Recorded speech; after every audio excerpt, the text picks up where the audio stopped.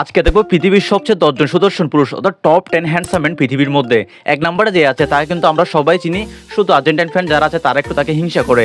দেখি এখন থেকে গ্যাস করে ফেলুন এটি কে হতে পারে, কমেন্ট করে জানান। টপ 10-এ আছে ঋত্বিক রোশন, এশিয়ার মধ্যে পড়ে গেছে সর্বপ্রথম। ঋত্বিক রোশন আমার কাছে আসলে হ্যান্ডসাম লাগে। টপ 9-এ আছে জায়ান মালিক। জায়ান মালিক ভারতের নাকি পাকিস্তানের বুঝতে পারতেছি না, বাট জায়ান মালিক মোটামুটি ঠিক আছে। 8-এ আছে দা রক। দা রকও কিন্তু আমার কাছে মোটামুটি হ্যান্ডসাম লাগে। 7-এ আছে জ্যাক অর্থাৎ টাইটানিকের যে বর্তমান হিরো জ্যাক। টপ 6-এ আছে জাংকুক, বিটিএস এসে পড়েছে টপ 6 এর মধ্যে। ক্রিস হেমাস আজকে প্রথম শুনলাম আর আজকে প্রথম দেখলাম নাম। নেইমার জুনিয়র টপ 4-এ আছে। নেইমার জুনিয়র কিন্তু আমার কাছে আসলে স্মার্ট লাগে, তাই আমি অবশ্যই 10-এর মধ্যে 10-ই দিব নেইমার জুনিয়রকে।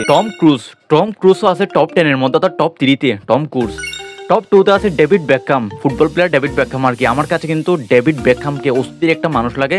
সে একবার আমি স্টেডিয়ামে দেখেছিলাম, আসলে জোস। টপ 1 অর্থাৎ পৃথিবীর সবচেয়ে সেরা সুদর্শন পুরুষ, বাংলাদেশেরটা না, যারা যারা মনে করছেন এটি সম্পূর্ণ ভুল।